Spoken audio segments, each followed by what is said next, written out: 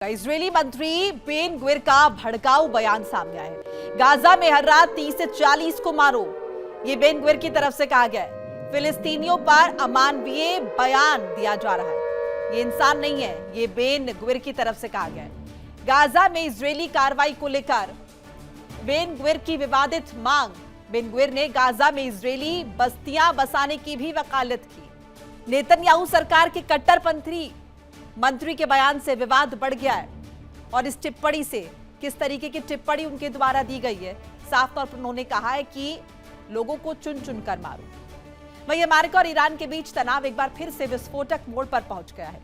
एक तरफ Donald Trump Iran से सफेद झंडा लेकर आत्मसमर्पण करने को कह रहे हैं, दूसरी तरफ तेहरान ने पलटवार करते हुए साफ चेतावनी दे दी है। अगर अमेरिका ने अंतरिम शांति समझौते की शर्तें तय समय में लागू नहीं की तो ईरान होर्मुज और पूरे इलाके में सैन्य कार्रवाई कर सकता है। ईरान ने यहां तक दावा किया है कि जरूरत पड़ी तो अमेरिकी नौसैनिक नाकाबंदी तोड़ने के लिए सटीक सैन्य हमले किए जा सकते हैं। यानी बातचीत की मेज से निकलकर टकराव अब समंदर तक पहुंचने का खतरा बढ़ गया है।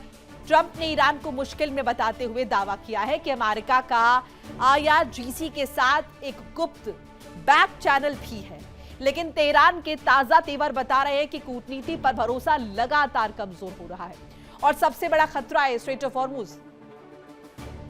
दुनिया के सबसे अहम तेल मार्गों में शामिल इस समुद्री रास्ते पर अगर सैन्य तनाव बढ़ा तो इसका इंपैक्ट, इसका असर सिर्फ अमेरिका और ईरान पर नहीं बल्कि पूरी दुनिया की तेल सप्लाई और अंतर्राष्ट्रीय बाजारों पर पड़ सकता है।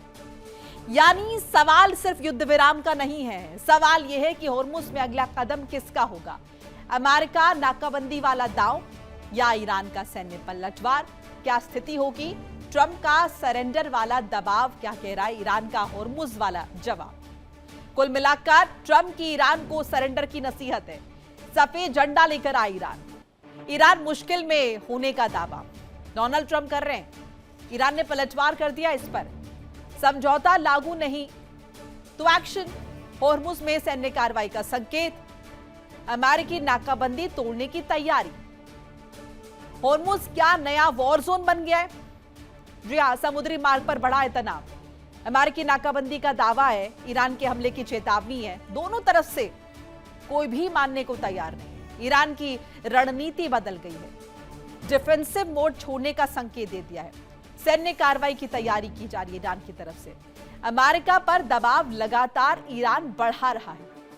अब इन सब के बीच IRGC से सीक्रेट बातचीत। ट्रंप का बड़ा दावा, ईरानी अधिकारियों से सीधी बातचीत का दावा कर रहे हैं वो। गुप्त संपर्क को लेकर भी नया सस्पेंस है। अब समझौते की जो डेडलाइन है, ईरान की डेडलाइन, कुछ हफ्तों में शर्तें लागू करो वरना हॉर्मुज में सैन्य एक्शन होगा, ईरान ने साफ कर दिया है। यानी कि 60 दिनों की डेडलाइन तो खत्म हो चुकी है। अब ये एक नई डेडलाइन, इस दफा ये डेडलाइन ईरान द्वारा दी गई है, जिसमें कहा है कि कुछ हफ्तों में शर्तों को लागू करो, नहीं तो हॉर्मुज में सैन्य एक्शन होगा।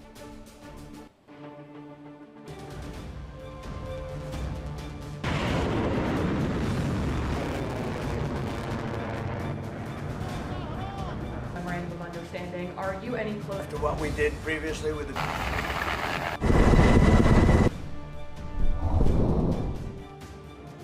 डोनाल्ड ट्रंप ने ईरान को साफ संदेश दिया, वक्त बातचीत का नहीं, सफेद झंडा दिखाने का है। ट्रंप ने ईरान को मुश्किल में बताते हुए दावा किया कि अमेरिका के पास ईरानी इस्लामिक रेवोल्यूशनरी गार्ड कॉर्प्स यानी IRGC के साथ बैक चैनल संपर्क भी है। लेकिन ट्रंप के बयान के कुछ ही समय बाद तेहरान से ऐसा जवाब आया जिसने तनाव को और भड़का दिया। ईरान ने कहा अगर तय समय सीमा में समझौते की शर्तें लागू नहीं हुई तो वो स्ट्रेट ऑफ हॉर्मुज और आसपास के इलाकों में सैन्य कार्रवाई कर सकता है। हॉर्मुज पर ईरान का अल्टीमेटम, अमेरिका की नाकाबंदी, ईरान का सैन्य पलटवार, समय सीमा खत्म हुई तो हमला, हॉर्मुज बनेगा जंग का नया मोर्चा। ईरानी अधिकारी के मुताबिक तेहरान अब अपनी रणनीति रक्षात्मक से आक्रामक करने की तैयारी में है। ईरान का आरोप है कि अमेरिका युद्ध विराम को लेकर गंभीर नहीं और स्थायी शांति की कोई ठोस प्रतिबद्धता नहीं। यही वजह है कि तेहरान अब सिर्फ मध्यस्थों के जरिए बातचीत पर भरोसा करने के बजाय सैन्य विकल्प खुला रखने की बात कर रहा है। यानी संदेश साफ है, डिप्लोमेसी फेल हुई तो मिसाइल्स बोलेंगी। अब सबसे बड़ा सवाल, आखिर हॉर्मुज को लेकर इतनी बड़ी चिंता क्यों? क्योंकि स्ट्रेट ऑफ हॉर्मुज दुनिया के सबसे अहम समुद्री व्यापार मार्गों में से है। यहाँ किसी भी बड़े सैन्य टकराव का असर सिर्फ अमेरिका और ईरान तक सीमित नहीं रहेगा। अगर हॉर्मुज में तनाव बढ़ा तो तेल सप्लाई प्रभावित हो सकती है, शिपिंग पर दबाव बढ़ सकता है और दुनिया भर के बाजारों में उथल-पुथल मच सकती है। यानी हॉर्मुज में एक चिंगारी पूरी दुनिया के ऊर्जा बाजार में आग लगा सकती है। अमेरिका और ईरान को दोबारा बातचीत की मेज पर लाने की कोशिश चल रही थी, लेकिन पिछले कुछ हफ्तों में कूटनीतिक प्रयास ठंडे पड़ते दिखाई दिए। ईरान पहले ही संकेत दे चुका है कि अमेरिका के समझौते में लौटने तक स्ट्रेट ऑफ हॉर्मुज को खोलने पर सहमति नहीं बनी। अब तेहरान की नई चेतावनी ने सवाल खड़ा कर दिया है। क्या अमेरिका और ईरान फिर से बातचीत की मेज पर लौटेंगे या फिर हॉर्मुज की लहरों पर फिर शुरू होगी अमेरिका ईरान की असली जंग? एक तरफ ट्रंप का सफेद झंडे वाला अल्टीमेटम, दूसरी तरफ ईरान का हॉर्मुज में सैन्य पलटवार का ऐलान। अगर कूटनीति की डोर टूटी तो अगला मोर्चा सिर्फ तेहरान या वॉशिंगटन नहीं होगा, पूरी दुनिया की नजर हॉर्मुज पर होगी, क्योंकि यहाँ लड़ाई सिर्फ दो देशों की नहीं, तेल व्यापार और पूरी ग्लोबल इकोनॉमी की भी है। Bureau report, India daily.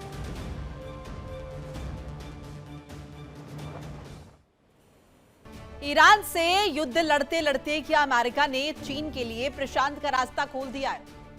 एक तरफ मिडिल ईस्ट में ईरान के खिलाफ अमेरिकी सैन्य दबाव बढ़ रहा है और दूसरी तरफ अमेरिका को अपने सबसे बड़े और ताकतवर हथियारों में से एक को प्रशांत से हटाकर मिडिल ईस्ट भेजना पड़ा। यूएसएस वॉशिंगटन अब प्रशांत छोड़कर मिडिल ईस्ट की तरफ बढ़ रहा है।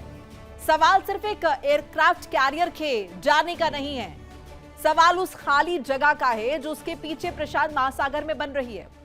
क्योंकि जिस वक्त अमेरिका का कैरियर फ्लीट ईरान के मोर्चे पर उलझा है, उसी वक्त चीन प्रशांत में अपनी सैन्य मौजूदगी बढ़ा रहा है। यानी अमेरिका मिडिल ईस्ट में फंसा है और ड्रैगन प्रशांत में अपनी पकड़ मजबूत करने में जुटा है। सबसे बड़ी चिंता यह है कि यूएसएस वॉशिंगटन के मिडिल ईस्ट पहुंचने के बाद कुछ समय के लिए प्रशांत में अमेरिका का कोई बड़ा एयरक्राफ्ट कैरियर नहीं रहेगा और चीन के लिए इससे बड़ा रणनीतिक मौका क्या होगा? हालांकि अमेरिका अपने सहयोगियों को भरोसा दिला रहा है कि उसकी ताकत कम नहीं हुई है, लेकिन सवाल यह है कि क्या यह सिर्फ भरोसा है या फिर वास्तव में असल में अमेरिका एक साथ दो मोर्चों का दबाव झेलने की स्थिति में नहीं है।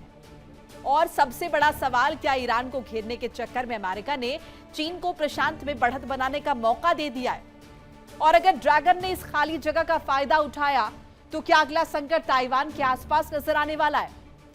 क्योंकि ईरान में उलझा है अमेरिका और ड्रैगन का दबदबा इस बीच बढ़ता हुआ आ रहा है नजर। मिडिल ईस्ट में ईरान से टकराव, प्रशांत में अमेरिकी नौसैनिक दबाव, अमेरिका की रणनीतिक ताकत बढ़ गई है। अब ऐसे में चीन के लिए खिड़की खुल गई है। अमेरिकी कैरियर का हटना, प्रशांत में अमेरिकी मौजूदगी नहीं है, चीन की बढ़ी सैन्य गतिविधियां इस बीच। क्या बीजिंग अपना प्रभाव बढ़ाएगा? चीन की सैन्य हलचल बढ़ रही है। इंडोनेशिया के साथ नौसैनिक अभ्यास, स्कारबोरो शोल के पास सैन्य अभ्यास, जापान के आसपास लाइव फायर ड्रिल। प्रशांत में कहीं ना कहीं चीनी दबदबा बढ़ रहा है। चीन का असली निशाना क्या है? ताइवान पर तुरंत हमला जरूरी नहीं है, पहले क्षेत्रीय देशों पर प्रभाव बनाना होगा। अमेरिकी सुरक्षा गारंटी पर सवाल उठ रहे हैं, क्षेत्रीय ताकत के तौर पर पेश करना है। अब ऐसे में क्या करेगा अमेरिका? एक रिपोर्ट के जरिए समझते हैं।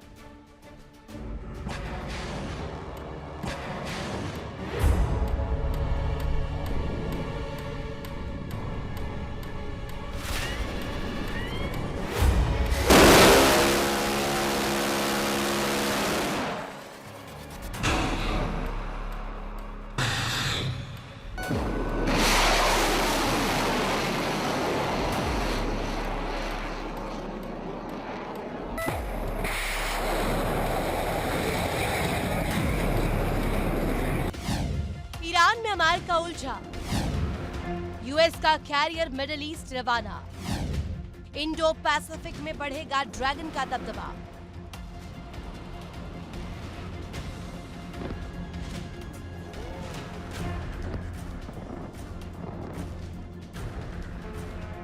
एक तरफ ईरान,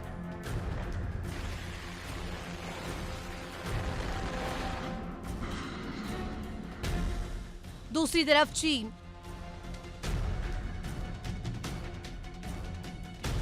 अमेरिका के सामने अब दो ऐसे मोर्चे हैं जहां छोटी सी रणनीतिक चूक भी बड़ा संकट पैदा कर सकती है।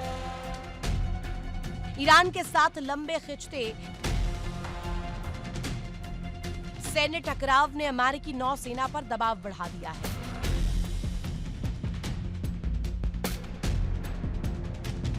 और इसी दबाव के बीच अमेरिका का USS George Washington aircraft carrier पश्चिमी प्रशांत से निकलकर मिडिल ईस्ट की तरफ बढ़ रहा है।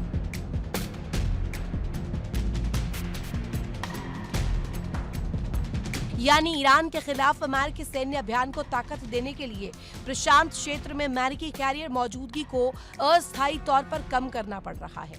लेकिन कहानी सिर्फ एक एयरक्राफ्ट कैरियर की मूवमेंट की नहीं, क्योंकि जॉर्ज वॉशिंगटन को उस यूएसएस अब्राहम लिंकन की जगह भेजा जा रहा है, जो ईरान के खिलाफ अमेरिकी अभियानों के कारण लंबे समय से समुद्र में तैनात है। अब्राहम लिंकन के 250 दिनों से ज्यादा समय तक समुद्र में रहने की बात सामने आई है। इतनी लंबी तैनाती का मतलब सिर्फ जहाज पर ऑपरेशनल दबाव नहीं, बल्कि हजारों सैनिकों पर लगातार मानसिक और शारीरिक दबाव भी।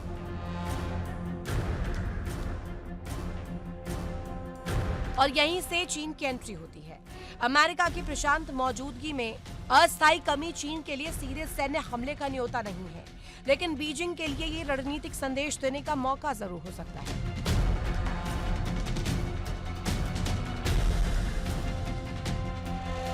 रक्षा विशेषज्ञों के मुताबिक चीन ताइवान पर तत्काल हमला करने के बजाय जापान, फिलीपींस और इंडोनेशिया जैसे देशों का ये दिखाने की कोशिश कर सकता है कि अमेरिका की ताकत बटी हुई है। और अगर इस धारणा ने जड़ पकड़ ली कि संकट की घड़ी में अमेरिका हर मोर्चे पर एक साथ ताकत नहीं पहुंचा सकता, तो इंडो पैसिफिक की पूरी रणनीतिक तस्वीर बदल सकती है। और चीन पहले से ही इस इलाके में अपनी सैन्य गतिविधियां बढ़ा रहा है।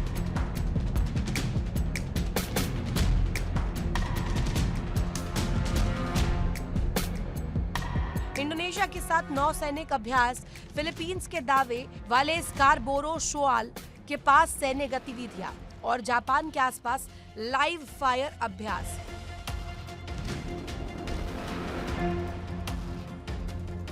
इन घटनाओं ने अमेरिका के सहयोगी देशों की चिंता बढ़ाई है। यानी जिस वक्त अमेरिका की कैरियर मिडिल ईस्ट की तरफ बढ़ रहे हैं, उसी वक्त चीन प्रशांत में अपनी मौजूदगी और दबाव का प्रदर्शन कर रहा है। जापान हो या फिलीपींस, दोनों अमेरिका के अहम सहयोगी हैं। अगर अमेरिकी नौसैनिक मौजूदगी कुछ समय के लिए कम होती है, तो चीन के पास सिर्फ सैन्य शक्ति दिखाने का नहीं, बल्कि मनोवैज्ञानिक दबाव बनाने का भी मौका होगा। अमेरिका के लिए असली चुनौती अब सिर्फ ईरान नहीं है, चुनौती है एक साथ कई मोर्चों पर ताकत बनाए रखना। मिडिल ईस्ट में ईरान और इंडो पैसिफिक में चीन। अगर ईरान का मोर्चा लंबा खिंचता है और अमेरिकी नौसैनिक ताकत लगातार वहां बंधी रहती है, तो चीन के पास प्रशांत में अपना प्रभाव बढ़ाने का ज्यादा समय और ज्यादा रणनीतिक स्पेस हो सकता है। लेकिन तस्वीर का दूसरा पहलू भी है। अमेरिका के पास दुनिया की सबसे बड़ी और सबसे सक्षम नौसैनिक ताकतों में से एक, इसलिए फिलहाल इसे चीन के लिए खुला रास्ता कहना जल्दबाजी होगा। लेकिन इतना जरूर है कि ईरान में अमेरिका की बढ़ती व्यस्तता ने चीन को प्रशांत में अपनी ताकत दिखाने का एक नया मौका जरूर दे दिया है। India daily 24/7।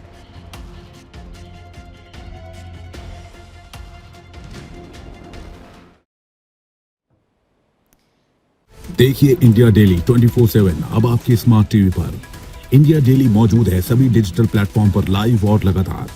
इंडिया डेली 24/7 हर दिन राष्ट्र को समर्पित।